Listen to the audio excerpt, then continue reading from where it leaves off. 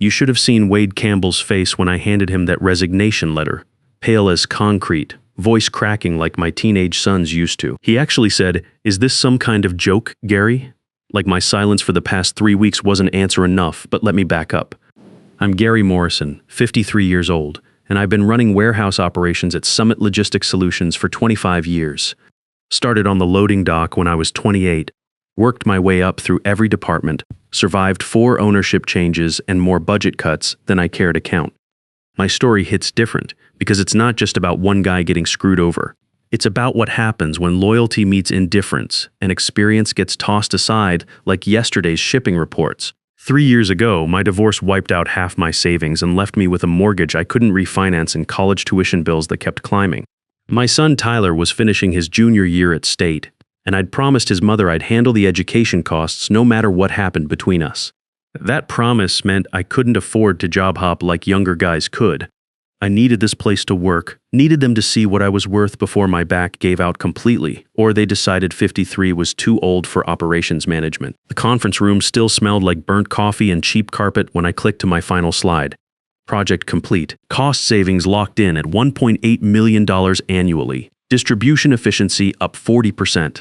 Every milestone hit ahead of schedule despite COVID supply chain chaos that had other companies folding left and right. For 12 straight months, I'd lived and breathed that recovery project, missed Tyler's 21st birthday because of an emergency in Memphis, skipped Christmas dinner with my folks because the automated systems crashed during peak season, spent my 53rd birthday troubleshooting vendor contracts while everyone else was home watching football. My lower back hadn't been the same since that weekend. I personally unloaded 3 trucks when our temp workers didn't show, but we'd done it. Pulled the company back from the brink when half our competitors were laying off entire departments. I looked around the table like I always did. Half the directors nursing their coffee, 2 VPs scrolling phones, and Wade, our CEO, holding court like some kind of logistics emperor. He didn't even touch the printed presentation I'd prepared, just nodded once, mumbled something about good momentum, and moved straight to quarterly forecasts. No questions, no comments, no well done, Gary. Just a casual great team effort. Let's keep the energy high. Team effort, right? For anyone keeping score. This is what corporate gaslighting looks like when it wears a polo shirt and khakis. I'd owned that recovery project from day one. Supply chain rebuild, vendor consolidation, 2 failing distribution centers held together with overtime pay, and my weekends. I ran point on the retail contract renewals while training 3 new supervisors and documenting every broken process the previous guy left behind. When equipment broke down, I fixed it.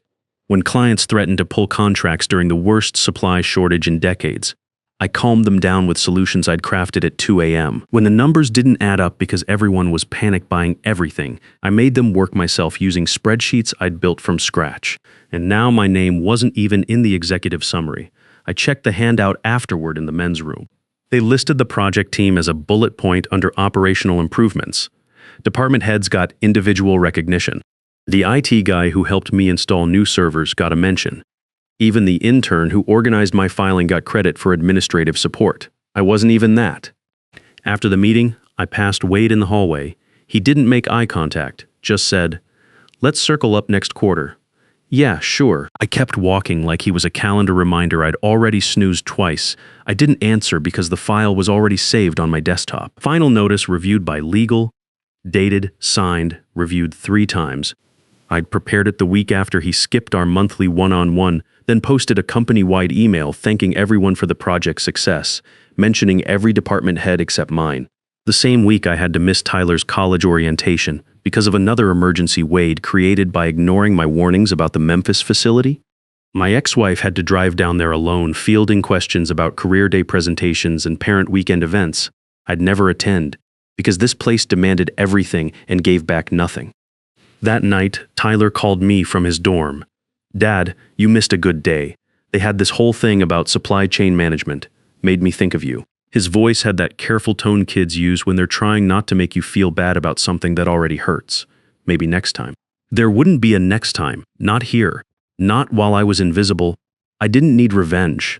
I needed closure. Clean, professional, HR-compliant closure, and a workplace that actually noticed when someone saved them millions while their personal life fell apart in the background. A place that understood the difference between being grateful and taking everything for granted. The cracks started forming right there in that hallway moment. You could feel the shift when someone knows a storm's coming, but thinks they still control the weather. They didn't know I was already talking to headhunters, already reviewing offer letters from 2 competing firms, already consulting with my attorney about non-compete clauses. They thought I'd do what I always did, smile politely, absorb the slight double down on work until I burned out again. But this time, I wasn't sticking around long enough to become a cautionary tale for the next guy who thought loyalty meant something in corporate America. And the best part, they never saw it coming. I gave them 3 full weeks, 21 business days, counting the Friday when Wade left early for his executive retreat that somehow involved bourbon and a golf cart accident. Every day I waited for the calendar ping, the email, the coffee invitation, anything to signal that leadership saw the work I'd done, understood the weight I'd carried, and had plans to acknowledge it. Instead, I got nods. Professional nods like you give the guy who delivers your mail. On day 15, I checked my pay stub. No adjustment, no bonus, not even a spot award. Just the same number next to my name. Like nothing happened. Like I hadn't just pulled off a zero-defect recovery project during the worst supply chain crisis in decades. Like I hadn't personally negotiated with suppliers in 3 different time zones to keep our biggest retail accounts from walking. Like I hadn't saved 2 major contracts with weekend calls that lasted longer than Wade's attention span during quarterly reviews. The warehouse floor started feeling different.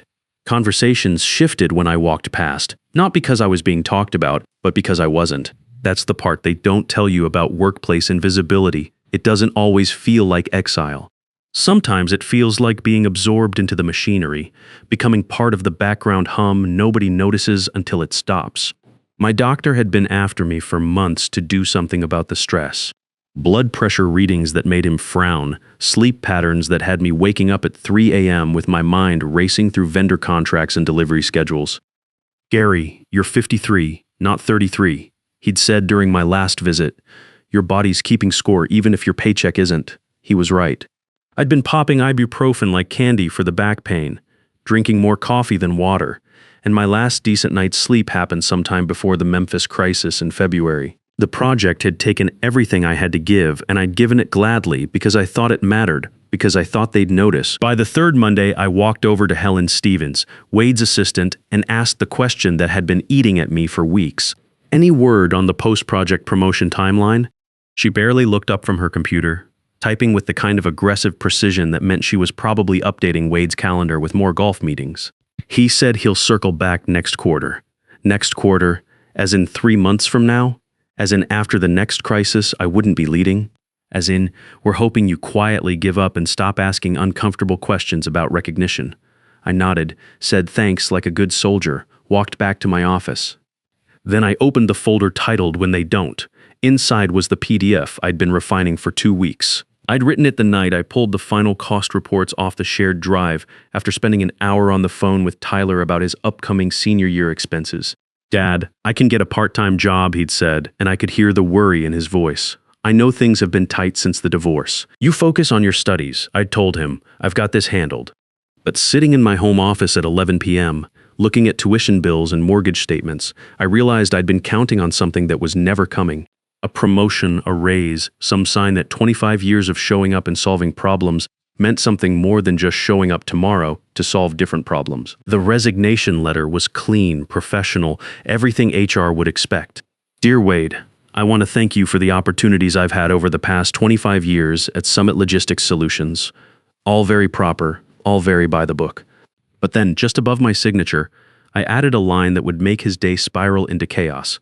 "Good luck with the next logistics crisis." I read it 3 times, smiled once, then hit print. There's a stillness people talk about after major decisions. That's what it felt like. Not a storm, not drama, just silence finally making sense. I wasn't quitting out of anger, though anger was definitely part of it. I was done because they'd made my contribution optional, because I realized I could be essential and invisible at the same time. And essential work without recognition is just unpaid consulting for people who don't respect your time. Wade always took his coffee at 8:45 like clockwork. 1 cream, 2 sugars in the company mug he inherited from the previous CEO before they shipped him off to strategic advisory. He liked routine, liked control, liked the illusion of being a leader people respected without needing to earn it. Every morning, same ritual, same self-important stirring motion, while he checked his phone for messages from people more important than whoever happened to be in his office. So that Tuesday morning, while he was performing his little ceremony, I walked into his office and set the envelope on his desk. No speech, no drama, just one sentence that I'd practiced in my truck that morning. You'll want to read that before the operations meeting. His eyes flicked from the envelope to me, then back. He squinted like I just handed him a court summons or a tax audit notification, something that didn't fit his carefully managed version of reality, where problems solved themselves and credit flowed upward like heat. I didn't wait for questions. Turned around, walked out of his office, and let the silence follow me down the hallway like a shadow I no longer needed to carry. 25 years of early mornings, missed family dinners, weekend emergencies, and stress-induced insomnia, all leading to this moment when I finally chose myself over their indifference. The door clicked behind me, one beat, then, wait, is this some kind of joke? There it was, the crack in the performance. His voice was loud enough to bounce off the glass partition walls, desperate enough that even Helen looked up from her typing. But I didn't stop, didn't flinch, just kept walking past the intern pretending not to eavesdrop, past the HR manager whose eyes briefly met mine with what might have been respect. My badge beeped at the exit scanner just as Wade's footsteps hit the carpet behind me. He was probably going to offer me coffee, or ask me to reconsider, or promise we'd talk about recognition next quarter. But I didn't look back because the decision wasn't up for discussion anymore. It wasn't a negotiation or a cry for help. It was closure he hadn't earned the right to delay. In my truck, I checked my phone to make sure the copy I'd emailed HR had gone through. It had. Subject: formal notice, Gary Morrison, attachment final notice reviewed by legal. And inside that file, in the final paragraph, right after thanking the team for learning opportunities, sat a line that would make Wade's day spiral into chaos. Per company policy, I will not be transitioning institutional knowledge beyond standard 2-week notice. All work is documented. I didn't owe them more than that. Company policy was crystal clear about knowledge transfer responsibilities, and I'd followed every protocol to the letter. I'd already stayed late when no one asked, already trained supervisors while my own title stayed frozen, already fixed what others broke without credit or compensation. Now they'd get exactly what they gave, the minimum required by law and policy. As I pulled out of the parking lot, I heard my phone buzzing with missed calls. Too late. They thought I'd be grateful for crumbs, loyal despite neglect, patient until the next budget cycle when they'd find another excuse to delay recognition.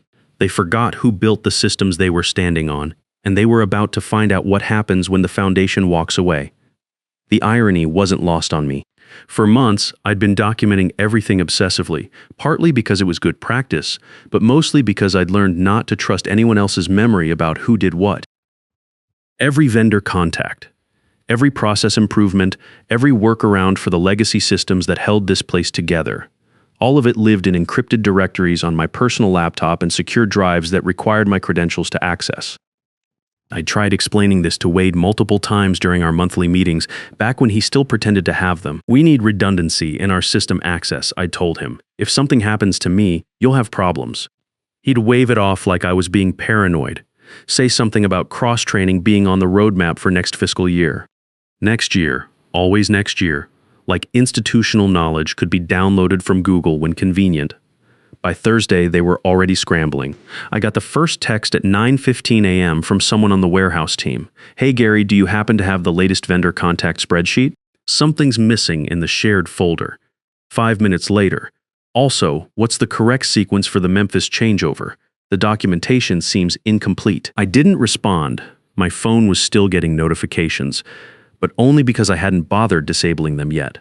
I watched them pile up like digital panic signals. 35 unread messages in less than 2 hours, each one more desperate than the last. The irony? Most of these people hadn't contacted me directly in months. But now, with Wade spinning in his executive chair like a suburban dad trying to fix a printer during the playoffs, I'd suddenly become essential again.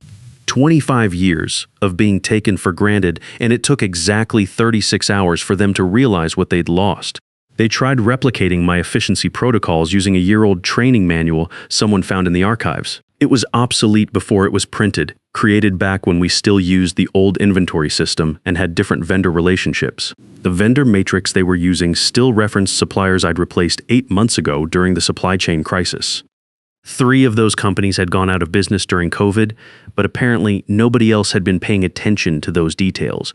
The cost tracking system, which I'd custom built with 3 approval tiers and automated reporting, didn't function properly because, my surprise, someone had removed my system access on Monday morning. Standard protocol, when someone gives notice, they said. So now they had beautiful spreadsheets with no actual data underneath, like trying to run a restaurant with a menu but no kitchen. By afternoon, I got the real kicker. A screenshot from Shane Foster, the junior supervisor I'd been mentoring for 2 years. It was from the warehouse team chat. One of the new guys had posted, "Does anyone know where the maintenance schedule actually lives? Manual says folder L7, but I can't find access. L7. Poor kid." L7 was my private shorthand, logistics 7th circle, a joke I'd made after spending a weekend untangling a mess Wade's previous efficiency consultant left behind before jumping to that doomed startup. The folder wasn't labeled L7 anywhere in the official system. It was nested under Legacy Protocol's backup V2 in an encrypted directory I maintained locally, updated every Sunday night like clockwork. Of course, they couldn't find it. Of course, no one remembered the actual file structure, because when you're the one who always catches the falling parts, people forget gravity exists. They just assume the important stuff will always be where they need it, maintained by someone whose name they can't be bothered to put in a project summary. And still, I stayed quiet. No response, no rescue, no helpful hints about where to look. Not because I wanted them to fail. Well, maybe a little, but because silence is its own kind of answer. The kind you choose when your work gets praised in private and forgotten in public. The kind that says if you only value the engine when it stops running, you never deserve the mechanic. Friday's leadership call was a disaster I heard about secondhand. Shane texted me updates like he was live tweeting a train wreck. Wade showed up 25 minutes late, tie crooked, video cutting out like even Zoom didn't want to deal with him. The operations report he screen-shadowed looked like it was assembled by someone who'd never seen our actual systems before. The metrics were outdated by 6 months. The efficiency ratings made no sense because they were pulling from the old database. And 2 major initiatives, the Q4 audit prep and the supplier transition that would save another $400,000 annually, were just gone from the presentation. Like no one had ever told him they existed, except I had, repeatedly. In meetings, in emails, in the presentation I'd given 3 weeks ago, that he'd glanced at once before saying great team effort and moving to his next agenda item. The presentation that was supposed to launch the next phase of improvements. The one where I'd outlined exactly how to maintain our competitive advantage through the next fiscal year. Now here he was pretending to captain a ship while waving an old map and hoping no one noticed we were already taking on water. Then came the moment that made it all worth it. The COO leaned forward on the call, her voice like steel wrapped in velvet. "Wade, I'm looking at the dashboard and don't see updated efficiency metrics for the logistics overhaul. Where are they logged?" Wade blinked, clicked around his screen, shifted in his chair like a kid who forgot his homework. Should be in the project folder," he said, trying to sound casual, while sweat probably started forming on his forehead. It wasn't there, because there was no single project folder. Because that folder had lived on my encrypted local drive, updated weekly, compiled monthly, and synced to the secure server only I had maintained. A drive I'd wiped clean the moment my badge deactivated per company protocol. I wasn't being vindictive, I was being compliant. Company policy was crystal clear. Personally maintained systems, databases, tools, and local archives must be deleted or formally transferred prior to separation. I'd done both thoroughly and by the book, but Wade didn't read the book. He skimmed summaries, delegated details, and assumed the folder would magically reappear like it always had. That I would. Monday morning started with a system-wide alert they thought was just a glitch, until every attempt to run the monthly efficiency report failed. Complete failure. The automated system stalled at 12%. Distribution logs froze. And by 8:30 a.m., the facility manager was fielding angry calls from 3 major clients asking where their delivery confirmations were. Turns out when you gut an efficiency system built by one person over 25 years and never learn how it actually works, it tends to bite back hard. Access credentials had expired over the weekend. They assumed auto-renewal because everything just worked before.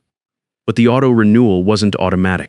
It was manually triggered every Sunday night by a secure script I'd built during the supplier crisis last year. A crisis I'd worked through 3 consecutive weekends to solve, while Wade was at his lake house posting fishing photos on LinkedIn.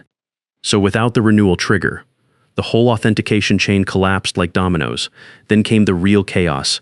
The vendor contracts gone. Not missing, just not where they thought they'd be. Because someone, probably panicking earlier that week, had reorganized the shared files without understanding what half of them did.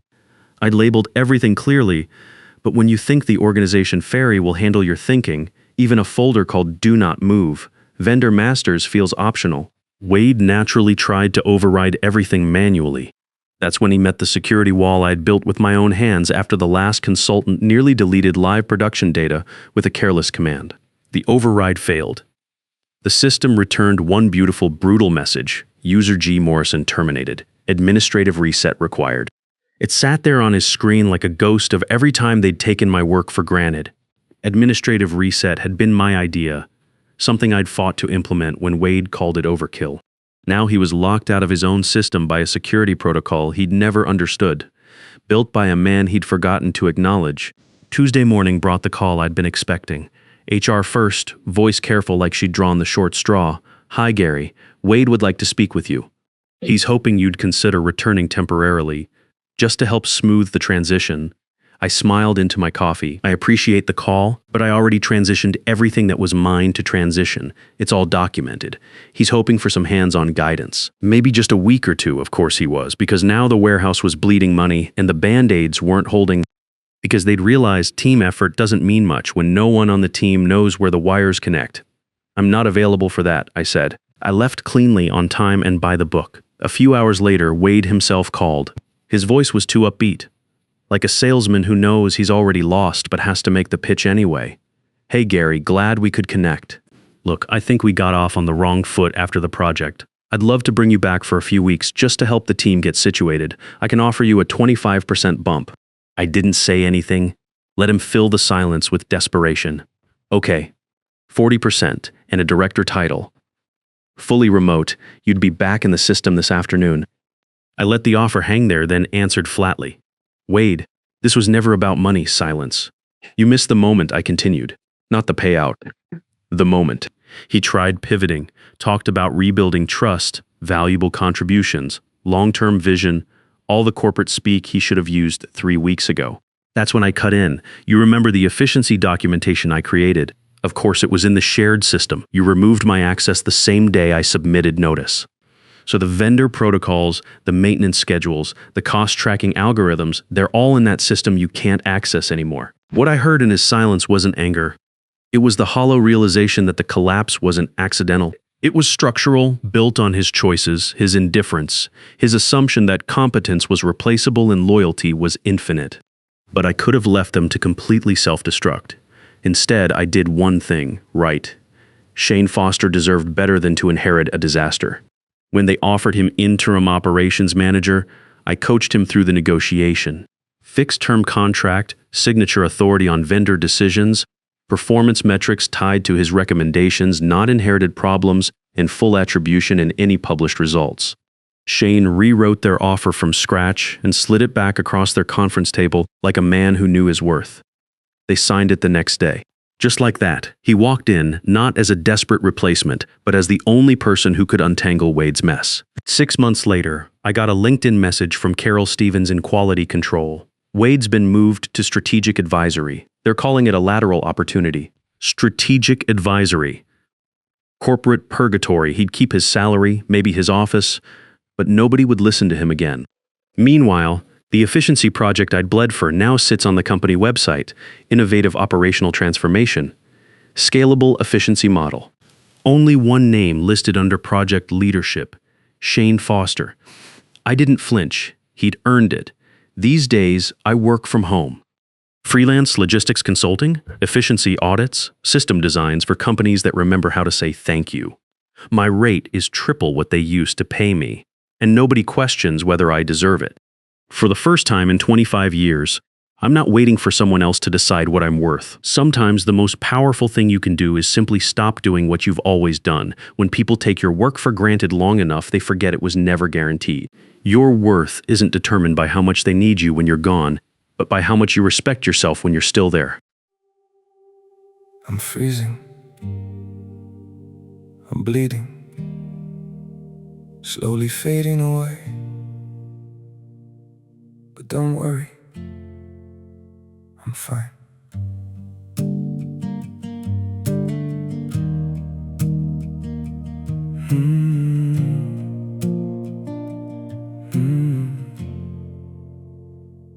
The cold has settled in my heartbeat, like winter living in my veins. Every breath feels numb and fragile. Every smile just hides the pain. I'm breaking quietly in silence, falling slow without a sound. Yet I keep saying I'm okay, while my world burns to the ground. I'm frozen here, I'm bleeding slowly, dying piece by piece inside. But I still whisper, it's alright, just to keep you from goodbye. I'm shattered, love, but don't you worry, I'll pretend till my last breath. Even while my soul is fading, I'll say everything's okay. Maybe pain just learned to live here. Maybe sorrow feels like home. So I wear my wounds like armor and survive them all alone. I'm frozen here, I'm bleeding slowly, dying piece by piece inside. But I still whisper, it's alright, just to keep you from goodbye. I'm shattered, love, but don't you worry, I'll pretend till my last breath. Even while my soul is fading, I'll say everything's okay. If you ever see me smiling, no, it's just my last defense.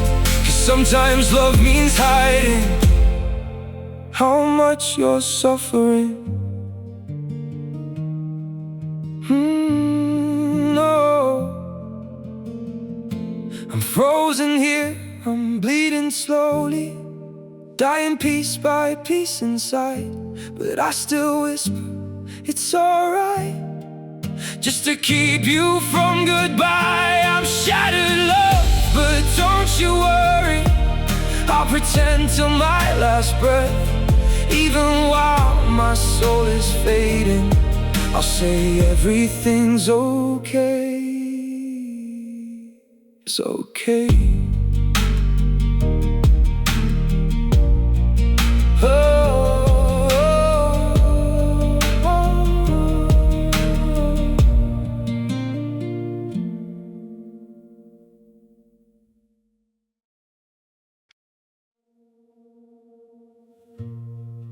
Don't pity me.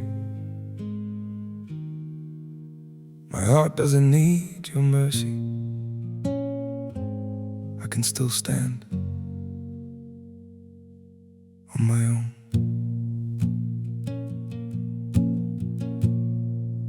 I was broken by your leaving, fell deeper than I thought I would. But pain has taught me how to heal now and survive what once I couldn't. You don't have to look back sadly, don't reach out with guilty hands. What you shattered made me stronger. Now I rise where I once collapsed. My heart doesn't need your pity, not another empty sign. I've got enough strength left within me to rebuild this life of mine. My feet are steady through the sorrow, I can stand through all the pain. You don't have to save me, darling, I'll learn to breathe again. I once begged for your affection. Now I've learned my worth in scars. And the man you left in pieces found his own way through the dark. My heart doesn't need your pity, not another empty sign. I've got enough strength left within me to rebuild this life of mine. My feet are steady through the sorrow. I can stand through all the pain. You don't have to save me, darling. I'll learn to breathe again.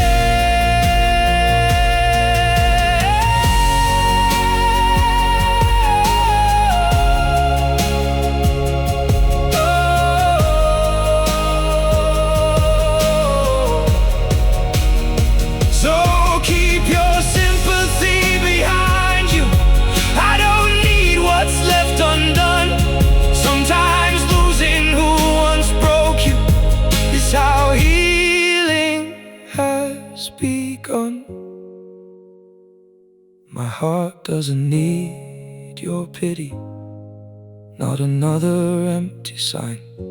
I've got enough strength left within me to rebuild this life of mine. My feet are steady through the sorrow.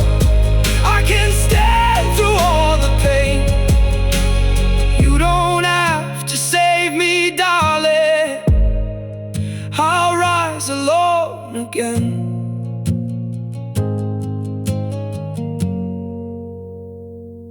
I'll rise alone